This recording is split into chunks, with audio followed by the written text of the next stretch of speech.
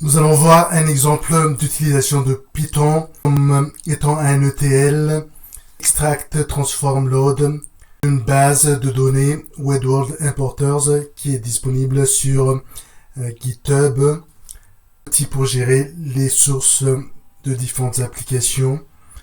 On va extraire les informations d'une table WebWorld Importers, d'une base transactionnelle et le copier vers une autre base WebWorld Importers DW Data Warehouse pour la table Customer. Pour cela, nous allons voir ici les grandes étapes de ce traitement.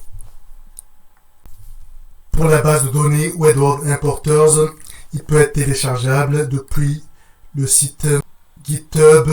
Il faut donc installer et restaurer les bases WebWorld Importers standard.backpack pour la partie transactionnelle et pour la partie analytique WebWorld Importers DW standard.backpack. Il peut être restauré sur un serveur SQL Azure.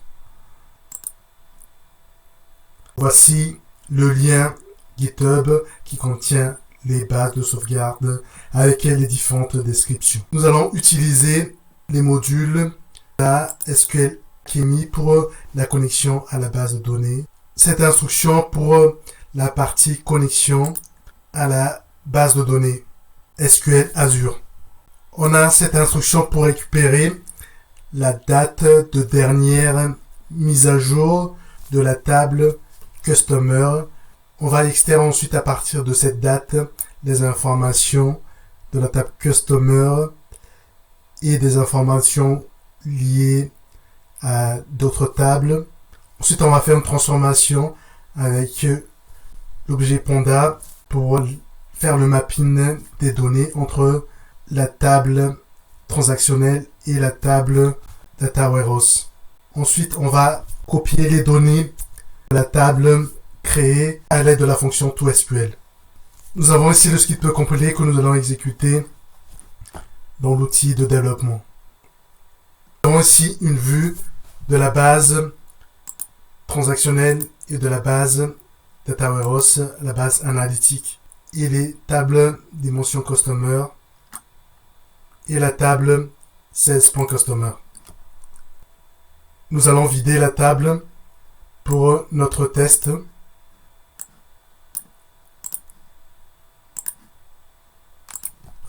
On a 31 lignes supprimées dans la base, lignes supprimées dans la table. La table ne contient pas de données. Nous allons utiliser l'outil PyCharm pour exécuter notre traitement pour voir que tout fonctionne. Et nous allons utiliser l'application qui est déployée. Donc ici, on a le code complet, la partie import, Panda, SQL Alchemy, datetime, la chaîne de connexion, la première requête qui récupère la date de dernier chargement dans la table intégration.etl cutoff et qui correspond à la table customer des clients. On a la requête qui récupère les informations de la base d'origine et filtrée par la date de dernière exécution.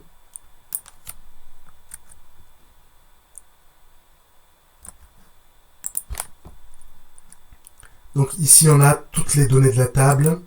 À l'exécution, il y aura un filtre sur la date qui sera récupérée dans la table. Donc ici, on va créer un data frame. Ici, on va lire les informations suite à cette requête. S'il y a des éléments dans le résultat, on va créer un data frame.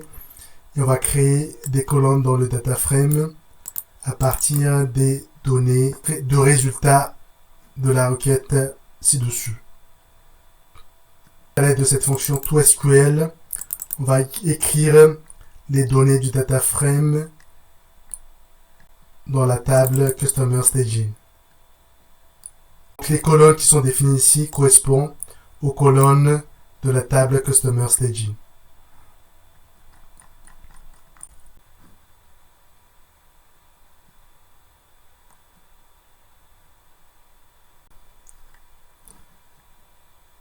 exécution, donc on a 31 lignes qui sont insérées ou mises à jour, données et insérées avec succès.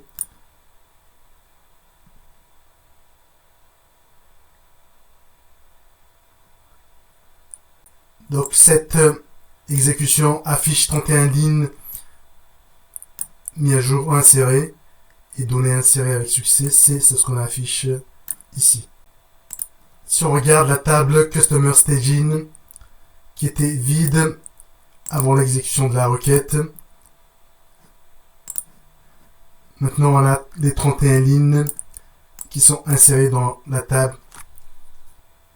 Ensuite, les données de cette table seront insérées ou mises à jour dans la table finale qui s'appelle Dimension Customer. Donc là, c'est une table temporaire qui est les informations qui viennent de la table et de la base transactionnelle.